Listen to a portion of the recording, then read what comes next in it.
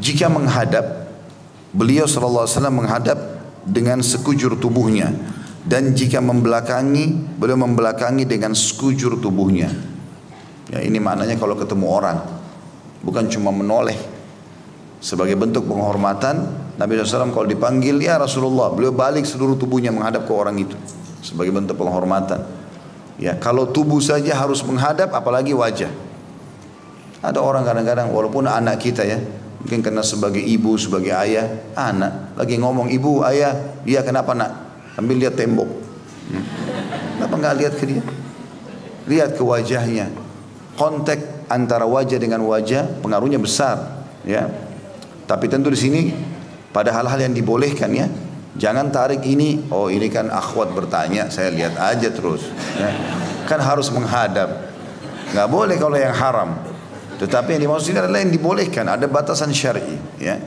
Karena tadi saya bilang antara orang tua sama anak, saudara sama saudaranya, sesama jenisnya laki-laki sama laki, perempuan sama perempuan, maka itu bentuk penghormatan. Kontak mata, kita interaksi wajah dan tubuh kita menghadap ke dia, dia merasa oh iya, apa yang dia sampaikan ini diperhatikan ya. Seperti itulah. Termasuk dalam masalah ini teman-teman, kadang-kadang ada orang mungkin memang karena dia belum faham, atau memang bagi dia itu masalah besar tapi bagi kita masalah kecil. Dengarkan keluh kesahnya saudara kita muslim. Jadi kadang-kadang dia datang, saya mau nyampaikan begini. Seringkali di habis pengajian dia datang kepada saya, Ustaz, ada terjadi seperti ini. Kalau dia seperti masalah besar, tapi begitu dia sampaikan menurut saya sangat kecil masalah itu. Tapi saya tidak boleh menganggap remeh apa yang sedang dia bahasakan. Mungkin bagi dia itu sangat besar. Sehingga saya memberikan solusi dan dia mendapatkan inspirasi jawaban itu. Ya. Baik, hadis pertama dalam pasal kita ini, nomor 255 kata Imam Bukhari rahimahullah, Bishr bin Muhammad mengabarkan kepada kami, ia berkata, Abdullah mengabarkan kepada kami, ia berkata, Usama bin Zaid mengabarkan kepada kami, ia berkata, Musa bin Muslim maula binti Kariz عن أبي هريرة رضي الله عنه أنه ربما حدث عن النبي صلى الله عليه وسلم فيقول حدثنيه أهدب الشفرين أبيض القشحين إذا أقبل جميعا وإذا أدبر جميعا لم ترى عين مثله ولن تراه. Dari Abu Hurairah radhiyallahu anhu bahwa terkadang jika ia meriwayatkan dari Nabi SAW, ia berkata, aku diberitahukan oleh orang yang bulu di dua matanya panjang, kedua pinggulnya putih. Jika menghadap, beliau menghadap sekujurnya. Jika berpaling, beliau berpaling dengan sekujur tubuhnya. Mata belum pernah melihat semacam itu dan tidak akan pernah. Di sini teman-teman sekalian, ada kandungan hadis dulu. Hadis di atas menunjukkan sebagian sifat dan watak Nabi SAW, yaitu jika menghadap sesuatu, maka beliau akan menghadapkan seluruh badannya ke benda tersebut, tidak sebagian badan saja. Hal itu beliau lakukan agar badan dan hati senantiasa selaras, sebab dengan memalingkan sebagian badan ke benda yang dilihat menunjukkan watak yang kepura-puraan dan pandir. Hadis ini kita bedah dulu teman-teman sekalian. Yang pertama kita bisa ambil dari hadis ini adalah adab seorang sahabat Abu Hurairah radhiyallahu anhu, dan beliau bernama Abdurrahman ibn Sakhar, ya. Mendapatkan julukan Abu Hurairah karena beliau pernah memelihara kucing. Hurairah atau Hurra itu adalah kucing. Abu Hurairah ini radhiyallahu anhu karena cintanya kepada Nabi SAW, maka kadang-kadang kalau beliau menyampaikan riwayat dari Nabi, beliau sambil menukil cirinya Nabi. Ya, jadi beliau di antara hadis ini disebutkan, aku telah diberitahukan oleh, jadi dia tidak mengatakan Rasulullah SAW, dia mengatakan, menyebutkan ciri yang dia ingin orang lain dengar. Karena memang kebetulan Abu Hurairah waktu itu menyampaikan hadis ini atau riwayat ini bukan kepada para sahabat, tetapi kepada tabi'in, orang-orang yang belum pernah lihat Nabi. Maka beliau mengatakan, aku diberitahukan oleh orang, maksudnya Nabi SAW, yang bulu di dua matanya panjang. Jadi salah satu ciri Nabi SAW adalah bulu mata beliau sangat lebat alaihissalatu wassalam. Dalam riwayat yang lain disebutkan beliau memiliki rambut yang hitam dan tidak geriting, tidak lurus sekali, berombak. Kadang-kadang beliau biarkan sampai kuping atau dibiarkan sampai ke pundaknya. Lalu beliau memiliki badan yang sangat tinggi dan kekar, ya. Kedua pundaknya lebar, dadanya bidang, gitu kan. Dan Nabi SAW memiliki kulit yang sangat putih, karena putihnya pipinya beliau kemerah-merahan, alaihissalam.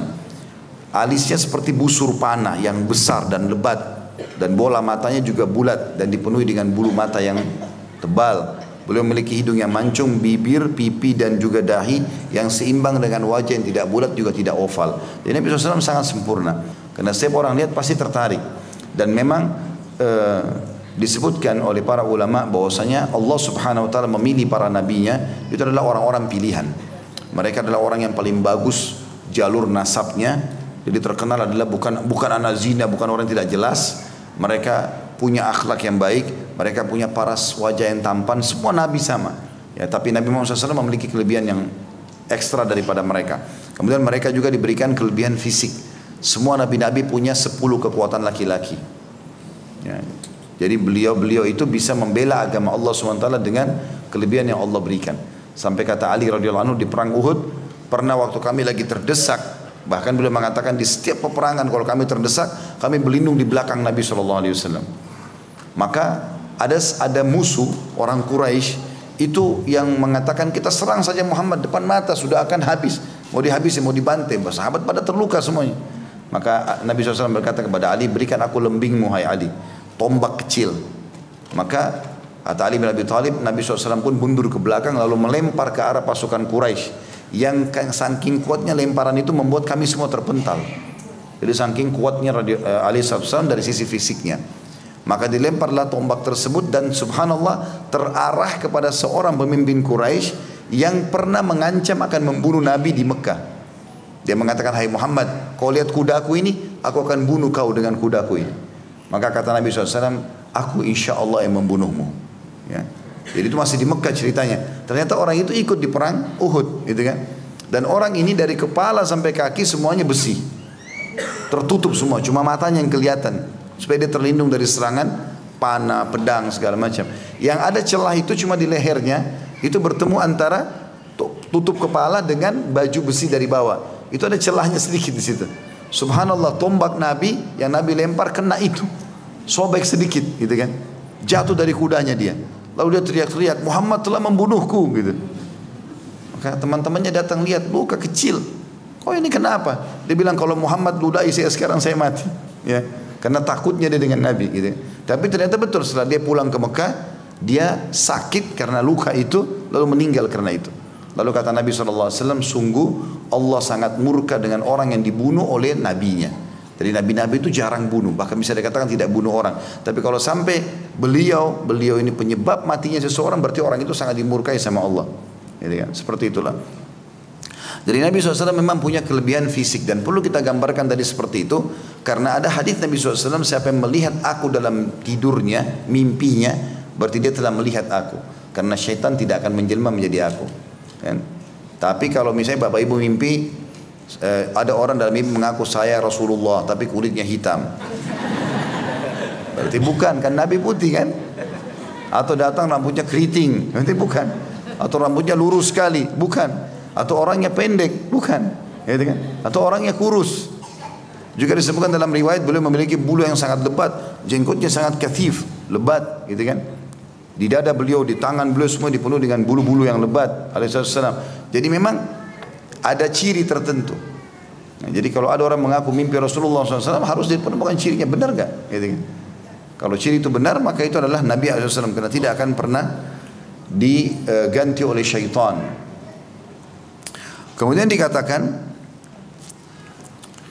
bahwasanya Nabi SAW, Abu Hurairah berkata, telah disampaikan kepadaku dari orang yang memiliki bulu yang lebat di kedua matanya atau di dua matanya yang panjang. Kedua pinggulnya putih, maksudnya adalah kulit Nabi, menggambarkan kulit Nabi SAW adalah kulit yang berwarna putih. Ya. Jadi memang Nabi SAW adalah orang yang sangat putih dan bersih. Kemudian yang jadi perhatian atau fokusan dari bab kita atau pasal kita adalah penyampaian setelahnya. Karena tadi itu cuma adab Abu Hurairah dalam menyampaikan, ini loh yang saya dengar ini, yang menyampaikan ini orangnya begini loh, tampan. Jadi ingin memuji Nabi SAW. Jadi boleh seseorang kalau menyampaikan Rasulullah SAW manusia yang terbaik, orang yang tertampan, orang yang memiliki rambut yang lebat, ya telah menyampaikan kepada kita. Jadi memuji-muji Nabi alaihi salatu wassalam. Kemudian disebutkanlah ciri beliau, jika menghadap, beliau menghadap sekujurnya. Ini tadi yang kita jelaskan di awal, menjelaskan pasal atau judul pasal. Jadi Nabi SAW tidak pernah balik sebagian saja tubuhnya, ya. Baik itu menghadap manusia atau menghadap kepada sebuah benda. Karena makna sesuatu bisa hidup atau mati, ya. Jadi termasuk misalnya kita mau buka pintu, ya. Menghadap seluruh tubuh kita ke arah pintu itu lebih baik daripada sebagian saja. Atau kita mau mengambil sebuah benda, lihat, arahkan tubuh kita ke benda itu, lalu selesaikan dulu hajat kita. Ada orang enggak kadang-kadang, ya, mungkin jatuh sebuah benda, dia sambil duduk di sebuah tempat yang jauh berusaha, padahal dia bisa turun sebentar, gitu kan? Sehingga akhirnya tidak maksimal dalam menyelesaikan pekerjaannya. Atau mungkin dia mau meraba sesuatu, mau ngambil, karena tidak lihat, akhirnya kesentuh dengan benda tajam, lukalah tangannya misalnya. Kemudian dikatakan, kata beliau, jika berpaling, beliau pun berpaling dengan sekujur tubuhnya.